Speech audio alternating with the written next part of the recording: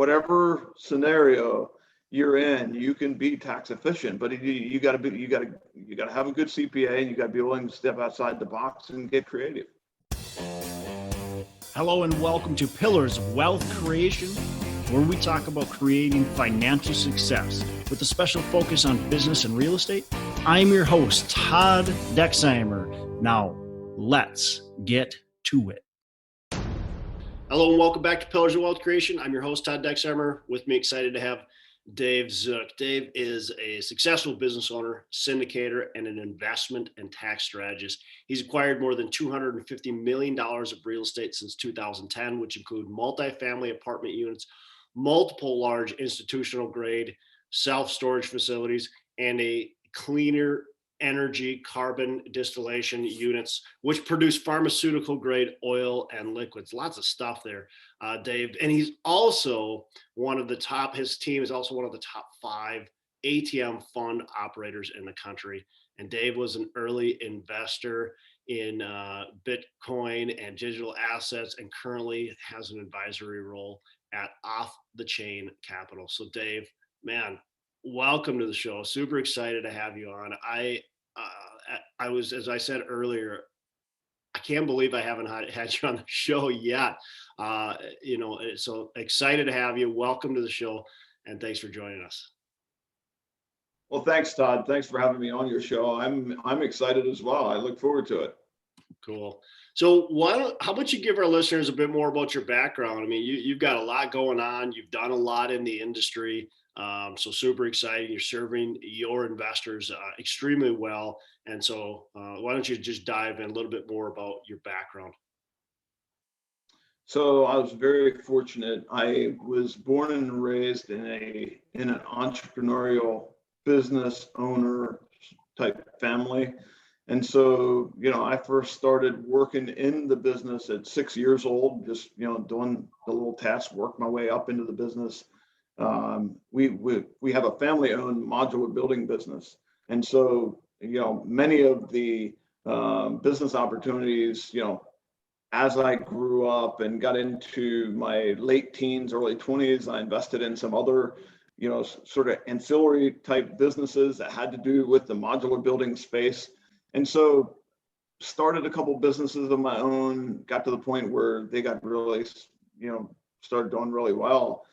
And got to the point at one time, more than a decade ago, just over a decade ago, got to the point where I had to pay around $500,000 in tax. And I just remember thinking, man, at the time I was putting a lot of hours in. It really didn't feel like work because I was having so much fun, and I was doing my thing. I loved it. But at the point where I had to give $500,000 back to the government, that wasn't so much fun, and I had to figure that out. And so I really got into the investment real estate space as a sort of more from a tax perspective than even from a longer term wealth building, cash flow, equity growth, and that kind of thing. I needed tax protection. I was a business guy. At that time, I had specifically made up my mind that I wasn't going to invest in real estate. I had watched my dad sort of invest in real estate. I had watched him buy some single family homes and self-manage some of them single family homes. And I just decided that wasn't going to be me ever. And so I went down the business path, but it was at the point where I started kind of doing my homework and figuring out that real estate, specifically multifamily, and when you apply cost seg studies and you get really strategic, you can really use real estate as a wealth or a tax protection vehicle. And that's the approach that I brought. And that's what got me into the real estate space. That's interesting. So many people they use real estate to build their wealth, right? And obviously you've built your wealth through some of your wealth through real estate, but that wasn't the problem, right? The problem, it wasn't, hey, how do I make more money? How do I create more income? How do I grow my net worth? It was, how do I not pay $500,000 a year in taxes? What do I do? And that probably speaks to a lot of the investors, I'd imagine, that you're approaching with that as well. I'm assuming, is that kind of a niche of yours to how you talk with investors?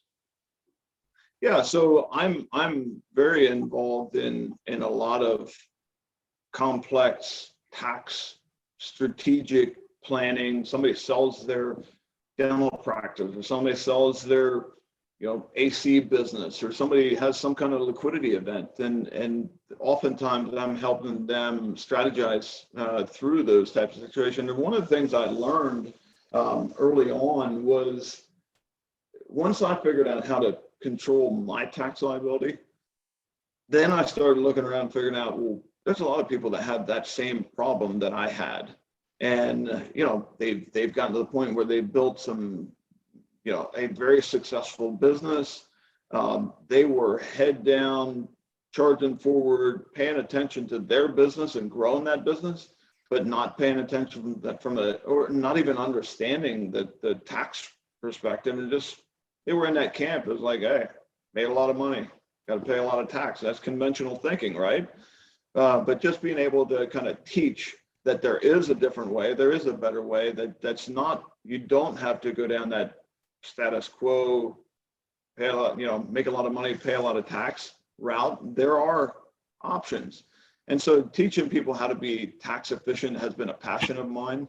Whether that's, I just put out a newsletter a few weeks ago that talked about, some of the things that I hear on a regular basis. People think that they're stuck in, their situation is different. And obviously everybody's situation is different. Everybody's situation is different than my situation or your situation. And so they get caught up in this thing, well, it doesn't work for me. I got a W-2 job and I make a lot of W-2 income. That can't work for me. Or I got a, I had a big liquidity event. I sold a business. That means I got to pay the tax. Or I had, I'm now taking, the minimum requirements out of my IRA because I'm 72 years old, whatever. You can be tax efficient.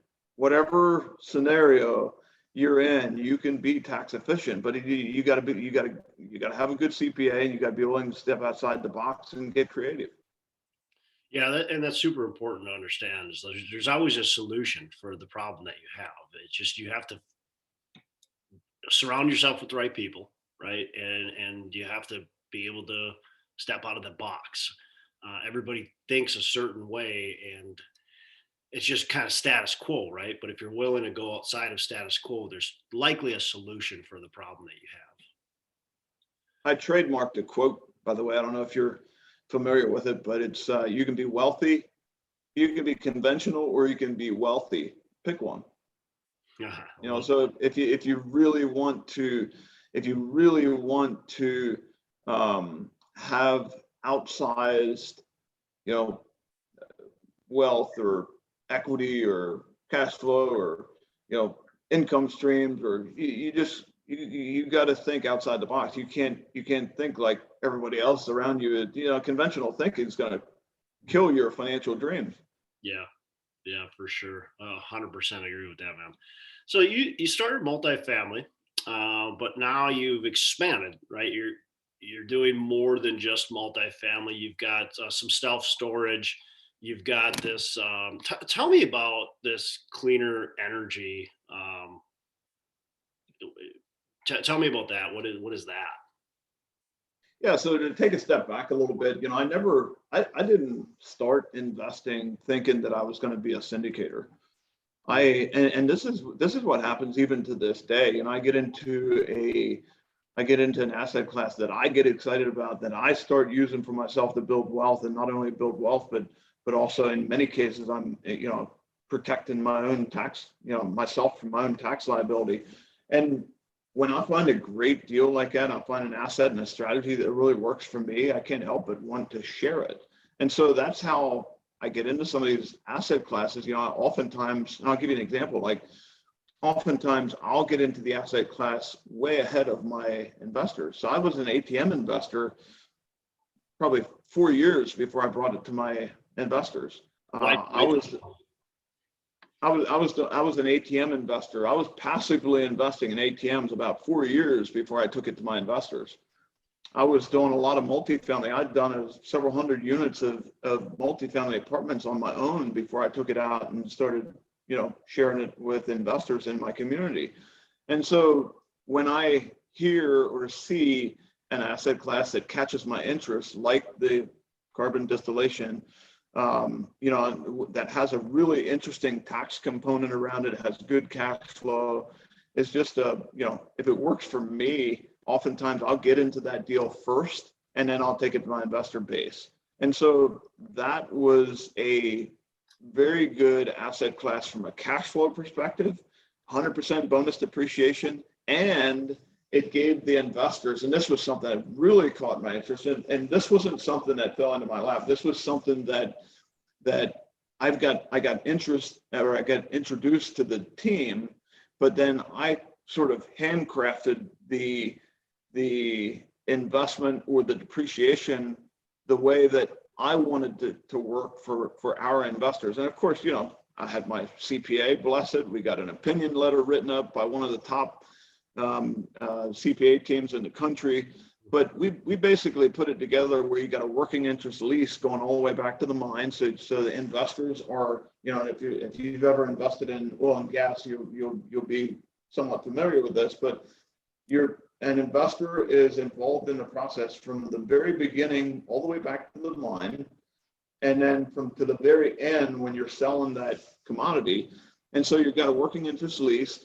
We're using Section 469, which basically waives the active participation rule. It's the same rule that many of the oil and gas drilling folks use. So we got it to the point where you can use that 100% bonus depreciation to offset your W-2 or any income.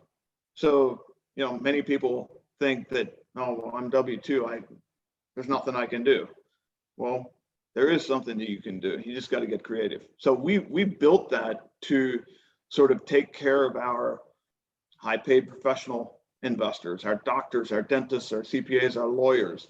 And, those people have very few things that they can use to offset their tax liability. We built that for them and for us. Yeah, that's interesting. I mean, you're really looking at what your investors are needing, what other people are needing, and how can it work for you, but also how can it work for them and putting something together. So that's really cool.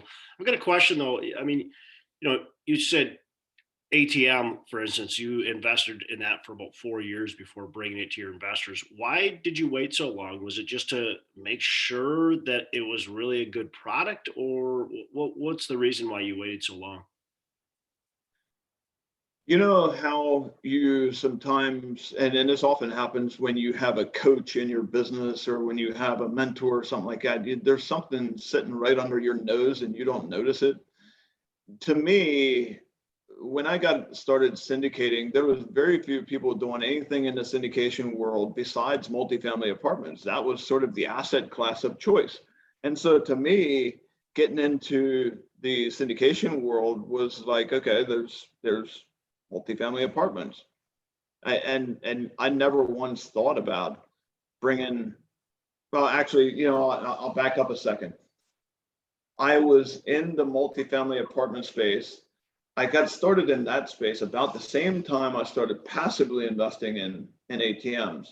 My now partners in the ATM world were watching me build my syndication business on the multifamily apartment side, and they approached me and I turned them down because of what I just said. Syndication world was for multifamily apartment guys, right? I mean, you don't syndicate ATMs. Who ever heard of that? Nobody's doing it, right? So I had to get out of my own way.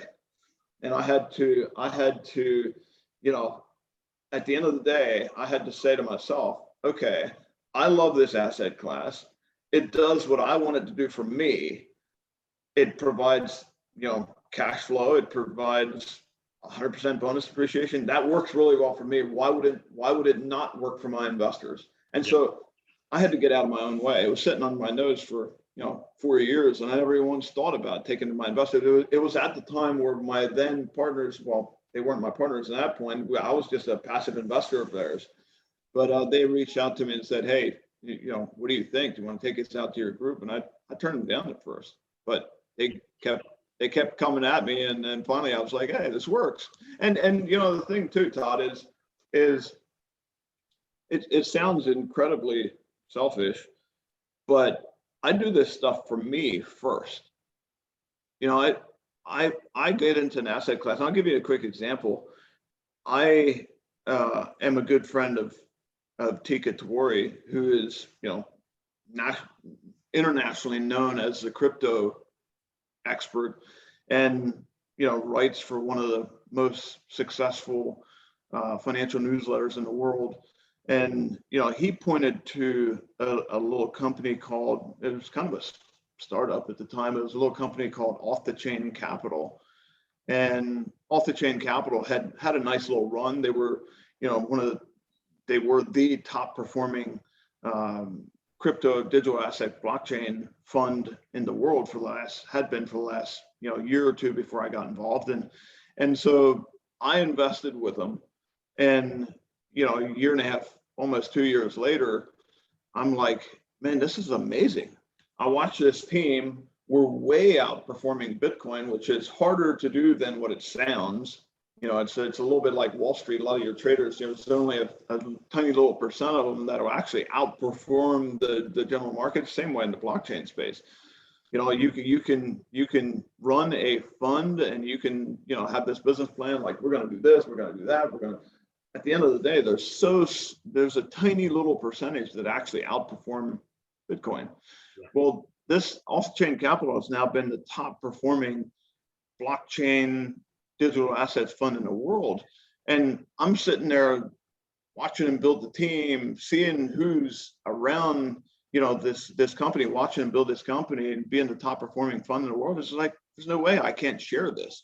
But it starts with me. Like, does it work for me? Is this an asset class that I get excited about? And then, how can I take it out to my investors? You said that maybe it's a selfish approach, and maybe it is, but it's also a very prudent approach for your investors. You're making sure you're seeing if it works. It's working for you. You go, well, I got to share this because this is working.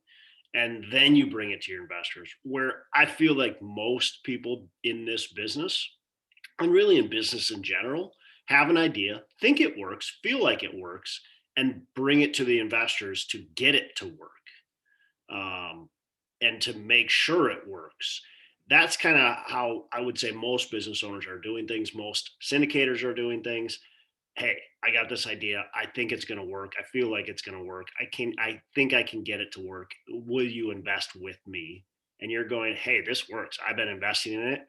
If you're interested, jump on board. Well, and you're right. And that's the goal of mine, is to de-risk it as far, as much as I can before I take it to my investor group. Because I'll be honest, there may be 5 to 10 investments that I make personally that my investors never hear about it. But if I get on one that I get excited about, and I think has a lot of upside potential, and I've sort of proven it out, can't help but share it. Yeah, well, I love that kind of just model idea. Is, what, if I love this, if it really makes sense, and if I feel like it fits for my investors, I just can't help share it. I love that kind of idea behind how your business operates. I'm excited to tell you that the North Star Real Estate Conference is going to be this May 2nd and 3rd in the Twin Cities. We're going to have amazing speakers there who will add great value to you. But the real value is in the networking, where you can meet potential partners, learn about deals, and make some real money. Our 3 pillars are connect, learn, and succeed, because that's what you're going to do. So sign up today at northstarunlimited.live and use coupon code EARLYBIRD for $100 off your ticket. Let's talk about the business specifically. You can even go back to your business days with your family business. Let's just talk about some of the things that you've done and you've seen done that really create a successful, powerful business. So what are a couple of key, maybe 2 or 3 just key items that you feel really have helped propel your success? Just key, like, takes that you feel are powerful. You gotta be consistent. You gotta show up. You've I mean, as you're building a business, as you can imagine, it's not all fun. I mean, when you're in the game and you're passionate about business and serving people and all that, most of it's fun, but there's that grind. You got to be willing to show up and be consistent and get into the grit and the grind of things, and know that, not every decision you make is going to work. We got this thing in our one modular company is, and it has to do around sales and marketing, and that's really what I like to do is marketing, and I'm probably not a terrible sales guy either, but it's like you try 5 different things, and I'm talking specifically about marketing here. You try 5 different things. 3 of them might be like total failures. 1 of them might be, yeah, okay, whatever. And then 1 of them sticks. And then you basically build around the one that sticks and really grow with it. So yeah, those couple things, consistently not being afraid to try new things, get outside of your little box, your conventional box, try new things, try to be on the cutting edge of, let's say, new technology that comes out that you can leverage. Those are some of the things that I look at that has served me well in our modular businesses. Yeah, I think that be willing to grind it. I feel like right now, especially, you got quite a few personalities out there that have made being an entrepreneur super attractive to people, but I don't feel like the truth is told, right? Very much. Being an entrepreneur is not as glamorous as some of these talking heads like to tell everybody, right? I mean, there's bumps and bruises along the way. There's plenty of stress that happens. There's plenty of times where you lose money, where just things aren't going right. Man, I mean, I just look back at when COVID first hit. I was like, well, this could bring me down. Like, who knows if my tenants never pay rent again, which they don't have to, I can't survive. Like, I have to have income coming in. Eventually we're just gonna have to close the doors. And that's the real life of an entrepreneur, not the glamour, It's a roller coaster. Yeah, it's a roller coaster. And you hear people on podcasts, we're talking about your successes, but you've had plenty of bumps along the way, as have I. But people don't talk as much about that. There's always a success story in the end. I'll break that code. I'm just going to say, let's transition. Let's talk about one of those failures or bumps along the way.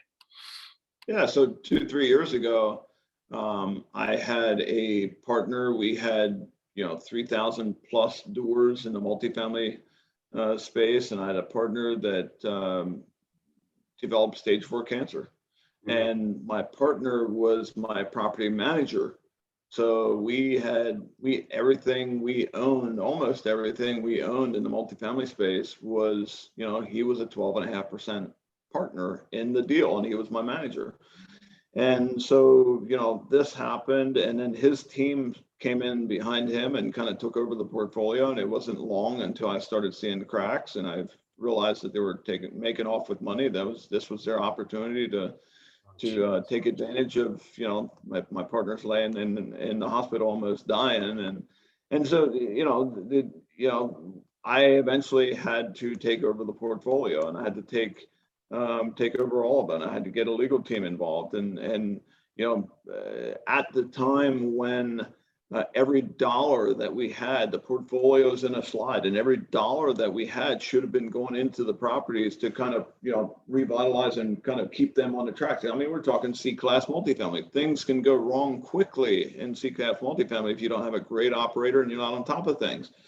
I had to take over that portfolio that was in a slide, and, I had to pay him to get out of the way. So I had to pay him couple $100,000 to step out of the way, so then I could take over the problem that he and his team had created.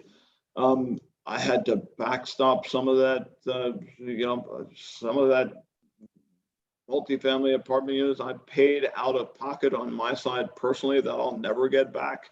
But we got it to the point where we're selling I got 3 properties in the Memphis marketplace, yet we're selling the one today, and that'll get me down to 2. So, and some of them, there was a few that we lost money on, and there was 2 or 3 that we lost money on. There was 2 or 3 4 maybe that we broke even on, or maybe just a little over broke even. Then there was some that, look, we just 2 months ago we sold one that we were all in for whatever 11-ish million, and we sold it for 17.6.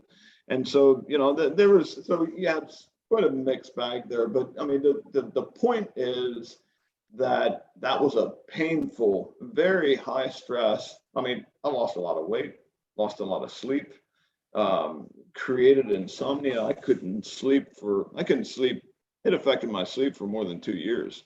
Yeah. And so to go through that, you got to be willing to go through that to get to the point where, the people that you mentioned that show the fancy cars and the big checks and the nice houses on the beach, you got to be willing to go through some of the muck to get to the point where you get to the other side and you can live the life that many people only dream of. Yeah, and if you buy those fancy cars and the beautiful house on the beach and all that kind of stuff, and you get into the situation that you're in, you might not be able to get through it if you buy too much of that stuff. So, well, I mean, good for you for being willing to pour some of your own money into that you probably never get back. That speaks volumes of your character, and I'm happy to hear that you were willing to do that. How did the communication with the investors look, and how was their overall reaction to it? I'm sure it's a mixed bag there as well. You probably have some people that are like, you know what, stuff happens. You probably have some people that are like, hey, this is shame on you. But what's the overall communication and investor kind of, I guess, feeling around it?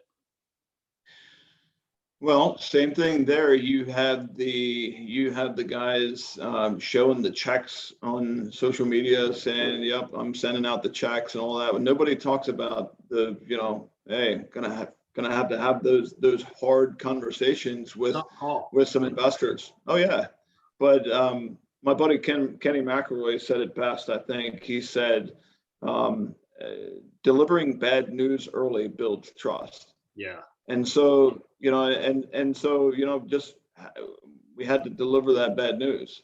But I think my investors got the picture, pretty early that I wasn't going anywhere. I was going to stay in the fight. It was going to cost me my last dollar. And so, that built a lot of trust. And the guys that I felt the worst for was when, let's say you're in a property that you lost a little money on, or you broke even on, and that was the only deal that they had done. That was hard. The guys who had done quite a few deals with me, 3, 4, 5, 6, 8, 10 deals with me, and I'll just give you an example. We closed a property, a self-storage deal last month that we just sent out distributions actually couple weeks ago. We delivered a 61% annualized return on that self-storage facility. So you have an investor who has that in his portfolio, and he has some ATMs in his portfolio, he has some other self-storage, and then you've got this one that, sorry, I mean, it's, that one sucked. You have that one. So most people totally understood. Yeah, he's not too worried about that one. He just made 61% annualized return on the other one. This one, whatever, made nothing or even lost a few bucks. It's like, whatever. That means instead of 61% overall, I made 30% overall. Like, still dang good. So overall, no, I've got a great bunch of investors. I can't say enough about them. I love getting around them, and no, they were very understanding and patient during that time, and I love them for it. I think one of the key takeaways there, at least for me, and I should be for my listeners though, is you need to communicate clearly with your investors, and don't wait. Do it early. Do it right away. When you know a problem is arising, you have to get on it immediately, and that builds that trust. The last thing you want to do is say, we've had this problem for 6 months, or them find out about it. The worst case would be they find out about a problem, Yeah, and you didn't tell them about it. I mean, absolutely. that's going to completely blow your trust for those investors, and you're probably going to lose them all. Yeah, So, totally agree. yeah, well, man, I appreciate you telling that story. A lot of people would not tell that story on on a public podcast that gets out to everybody. So I really appreciate you telling that story. Again, shows your character. You're willing to tell about your mistakes that you've made. It's part of the entrepreneur's journey. Yeah, as much as we don't want it to be, it just is. Yeah. In fact, I'll tell you this. Look, we all know that we've had a nice run from 2009 until, sure, we had a bump. We had a couple bumps and bruises in 2020 and 2020, last year. But for me, if somebody who's never been through the muck, I'd be a little hesitant. I want to see somebody with some gray hairs and some bumps and bruises, and somebody that's had to work through some of that stuff. Yeah. That shows that shows some resilience, and they got some scar tissue. I want to invest with those guys. Yeah. Have you been able to make a couple tough calls to your investors? Have you been able to, like, has there been those times of sleepless nights and a little bit of unrest and panic and stress? Hopefully you've had that, because until you experience it, it's hard to say how that person's going to react to it. Exactly. Well, and the thing too is you learn the most when you're going through hard stuff. Yeah. You don't learn all that much when everything's going well. Yeah, couldn't agree more. Yeah. So moving forward, where are you guys going? Is it more of the same? Is it you just continue to invest in different things and you'll bring those opportunities to investors, or where's the company going? So for me, it's easy, and I'll go back to what I told you about how it starts with me. Every year I got to figure out, okay, I got this bucket of income on the passive side. I got this bucket of income on the income side. I may be selling something. I may have capital gains. I got to figure out, I got to get the right assets that I can invest in this year that will help keep me tax efficient. So it starts with me. And when I find that, I'll give you another example. So I've been a natural gas investor for the last almost 4 years. And I'm a natural gas investor because I believe in the longer term natural gas story. And so I invested, if you look at the natural gas charts, you'll realize that in early years when I was investing in natural gas, we broke, we dipped down below break even, because the natural gas, we just, we were in a terrible bear market for the last, 5-6 years.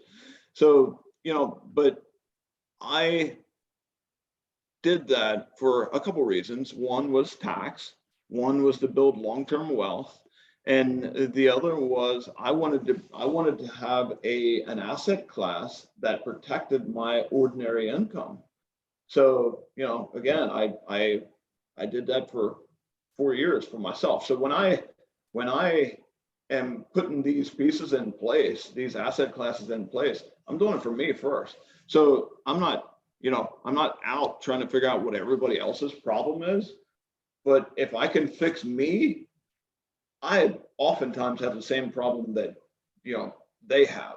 And so if I can leverage what I figured out for myself and help people and help people get tax efficient, again, it starts with me. Yeah. Cool. That's awesome. All right, man. A couple last questions before we wrap up. How how do you like to give back? What do you like to do? So I have a couple organizations who I believe in strongly, and I write them checks. Then I also have a donor advice fund that I'm active in, that I invest in, or place assets in, or point income streams to. One of the causes, or one of the things that I finance from that donor advice fund is a widows fund. So if there's a widow in the community, that a recent widow in the community or something, I'll put them on a monthly distribution, something to help support them. So a couple things like that. There's quite a number of things that I support today, but I would encourage you or your listeners, if you want to look at what I feel like has really helped me in being an effective giver, start your own donor advice fund. You can make one distribution, or one pledge, or one financial pledge a year if you want, or a couple. But once the money is in there, then it's like not yours anymore, right? So now you get to choose where you get to direct it. And I used to be in a situation where I would have the money, and then I didn't really see the need. And then I would make an acquisition or purchase of some kind, and then a need would pop up. And it's like, oh man, I don't have the money. And so now you make the contribution, that's not your money no more. You just get to direct it. So for me, that was a really effective way for me to give. That's a really great idea to do. The reason why I asked that question is because I've been trying to be more just conscious about what I'm giving and how I'm giving and showing up like that. And I just find that, like this year, I'm like, man, I really fell short of what I probably should have given, and how can I be more aware of it? And that makes a lot of sense, just to set that aside, because I get the same way. It's like, wow, this big chunk of money comes in, I gotta give that, I gotta give a certain percentage, and you don't find the right places maybe to put it at the time, and then all of a sudden an investment opportunity comes, or something comes, and all of a sudden now you don't have the money because you should have put it here, but then you didn't find a place for it, so you used it over here. Yeah. So I've done the same thing. So that's great. That's a great. Well, I'm happy to share my contact with you in that space. If you're interested, I'll make an intro. That'd be great. What's a favorite book that you can give to our listeners? So everybody in the investment or entrepreneur space has to read Rich Dad Poor Dad. So that's a must. But more recently, and probably everybody in your world has heard of that one and read it. But more recently, we do a book study every month. A small group of us, 10 business guys in the local community, we get together, and my pick. We all take turns having a pick of the month, and so my pick was "Who Not How" by Dan Sullivan. Yeah. And for entrepreneurs and business owners, we're often geared to believe that if it's got to get done, I got to do it. Well, that's another one of those conventional thinking things that we get trapped into. And if you want leverage and you want to scale anything, you got to get out of that mindset. You got to figure out, that "Who Not How" book was a really good read. I think as entrepreneurs, we're just inherently the worst at delegating tasks, because I think we all have too big of egos, and we think we can do it all ourselves. We have trouble getting out of our own way. we do. I need to read that book. I think every single day, because I read it. I go, yes, I know, I understand, and then I still take and do those things that I shouldn't be doing. But I'm sure we all do as entrepreneurs. All right. So last question before we wrap. What are your 3 pillars of wealth creation? So, I mean, obviously, if you want to create financial wealth, you gotta set aside some of the money that you make or earn, and you've got to put it into assets that will produce cash flow and produce equity and produce, just income of some sort. If you don't have the discipline to do that, and I don't care if you make 30 grand a year, 50 grand a year, 100 grand a year, $1 million a year, whatever. If you don't have the discipline to do that, that's going to be a problem, so if you can, you can create your own sort of percentages, what you want to set aside for investing, what you want to set aside for whatever savings or whatever. You can build your own, but just have one. You can get more aggressive next year. You can ramp that up, as you can, but keep yourself uncomfortable.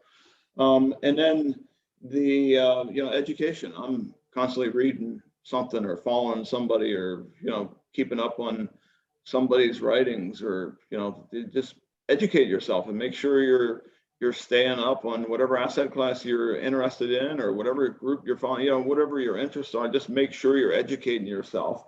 And then if you're not keeping an eye on tax, if you're not being tax efficient, that's going to end up being one of your biggest costs throughout your entire life.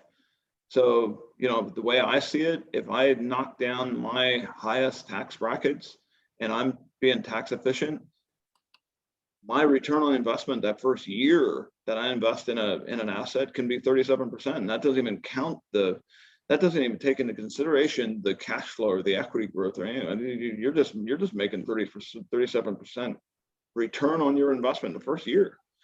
And so those 3 things, I think, for me, has gotten me the most leverage. That's a great point with the tax thing. And most people don't think about that. Like, if you can eliminate some tax, you just created 37% or whatever your tax basis is. That's what you created in return right there. Sure. Man, what a beautiful. You're gonna pay it. You're gonna make the investment or you're gonna pay the tax, right? So I look at it as a return on my investment, my first year return. And I like the what you said there about being uncomfortable too. And invest enough money to where you're uncomfortable. You got to continue to push the envelope but everybody wants to be comfortable so quickly. Everybody wants to see that success so quickly. And I think a part of it's, to show off to people, or I don't know what it is exactly, but you got to be uncomfortable. If you're not willing to be uncomfortable, you're not going to get there. Like you said, it doesn't matter if you make 30 grand a year or $1 million a year. If you're not willing to put that money to work, it doesn't matter. Yeah. And most people give up what they want most for what they want now, and so some of that is deferring gratification. Some of that is, making those uncomfortable choices, making those choices that are a little painful, but it depends what you want and how bad you want it. Love it.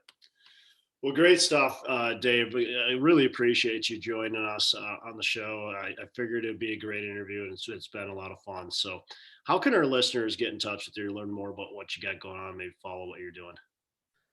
Our website is therealassetinvestor.com. And there's several of these asset classes that I talked about. We have, market reports or investment summaries. We can get you information on them if you want. And if you email info@therealassetinvestor.com, one of my team will get back to you, and we'd love to hear from you. Awesome. Well, Dave, again, really appreciate it. Thanks for joining us, and you have a fantastic rest of the day. You got it. Thank you, Todd. Thanks for having me. Hey, thanks so much for listening. I appreciate you being a loyal listener. I would love to have you go on to our Facebook page and subscribe, give us a thumbs up, go on to iTunes or wherever you listen and give us a rating and review. Don't forget to subscribe. Your rating and review just helps us push this out to more and more people and continue to grow our audience and hopefully positively affect a ton of people out there that really need this and want this. So the other thing I've got for you is a free ebook on my website. So go on to venturedproperties.com, and download our free ebook on real estate and on syndication. And I've got some data points in there, some really good stuff for you. So I'd love to have you take a look at that. It's free. I'm not expecting anything from it. And also, look, if you want some help in multifamily, want some help learning, growing, getting your business off the ground, I would love to talk to you about what it would look like to work with me potentially and see if that's a good fit. So you can go to coachwithdex.com and check that out, and we can definitely have a call. Thanks a lot for listening. You make it a fantastic rest of the day. I'll catch you on the next episode.